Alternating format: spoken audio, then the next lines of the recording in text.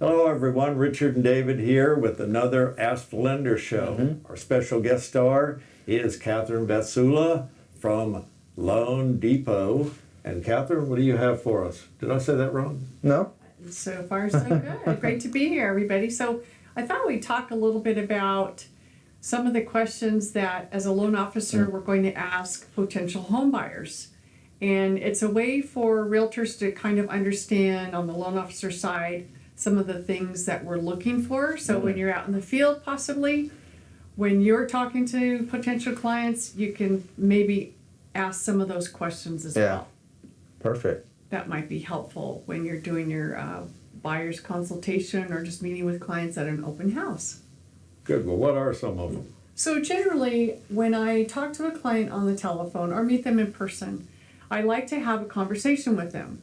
I don't like to just go, okay, let's take your application and what's your name and your address and social security number. I don't like to really take that direction. I kind of go there later. So I did a few of these this morning. So I always say, well, what brought you to think about buying a house? Okay. And the general saying is, I'm sick and tired of paying rent. Big one, yes. I get that a lot. And I say, oh, okay, great. I hear that a lot. And so tell me a little bit about yourself, like what you do for a living. And so that goes into their employment. So I always know as a loan officer kind of what direction to take. If they say, well, I'm an engineer and I've been at my job for a couple of years, and let's say they don't tell me how long they've been employed. So normally I say, well, how long have you been doing that? Just kind of getting them to talk a little about. So really, I am taking an application without taking an application. Got it. Yeah. Yeah, not quite so direct. Okay. Correct. And I can tell by the answers if someone says, well, I just got out of college, I have an engineering degree, and I'm working as an engineer. Now, I kind of know that I could piece that together, someone who has consistent employment. If I have someone who says, well, I've been an engineer, I've started about 3 months ago, and I always say, well, I'm kind of looking for 2 years of your history, so what were you doing before that? And so as they go through, well, I had a few jobs, I was off due to COVID, there were some type of things that are coming into gaps, then I can tell that I need to ask more questions and I may have some challenges. So quick question there. College does not count for any time of employment. No. It does. Wow. It does. If you are in college, let's say, and I've used engineer as an example, and you received an engineering degree and you go receive a job offer with an engineering firm, then it does count. Interesting. Good deal. Yes. Good deal. So that's really helpful because we do have clients like that. Yeah, good. I'm glad that helps because when you first said, oh, they just got out of college 3 months ago, I thought, well, they're out. Yeah. Yes, so But it does maybe count. not. Okay. Now, if it doesn't count if they were doing social studies or Different major. a different major. Yeah. And then they go to a field that doesn't even match. Those are a little more difficult. Okay. And so that's part of the conversation. And generally, as I roll into it, it's about, well, tell me a little about your credit. What do you think your credit score is? Now, if someone says, I don't know, then that's a red flag for me because most people have an idea.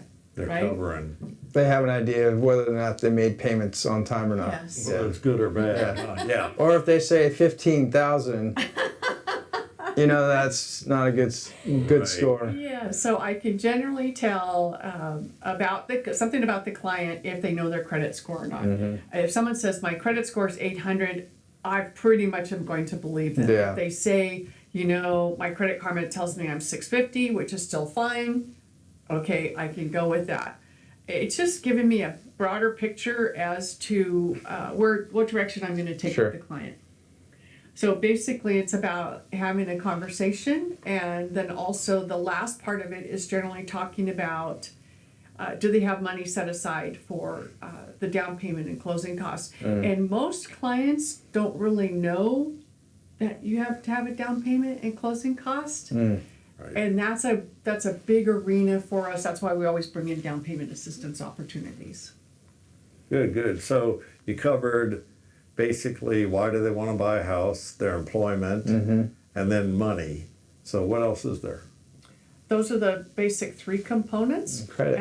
And generally I will say, okay, well, it sounds like we have a few things to work with. Let's move forward and take the application, which will allow me to make a qualified decision to get you into the loan program, purchase price, and possibly down payment assistance program.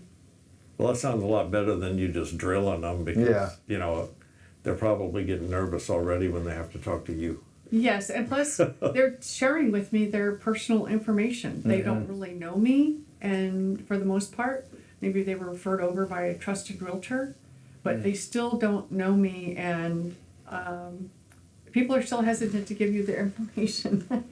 Yeah, so those are some great questions you could put in your bank of questions, and I like the way that the format is. You're asking it in terms of like a conversational style, like, you know, at the same time you're collecting data, and all this data is used on the application, like, hey, well, where do you work? Oh, really? How long have you been there? What do you like about your job? You know, ask Very other good. questions about, but really you're kind of taking a tally of they can qualify for a loan. Yes. And if they're a potential buyer or have some things to work on.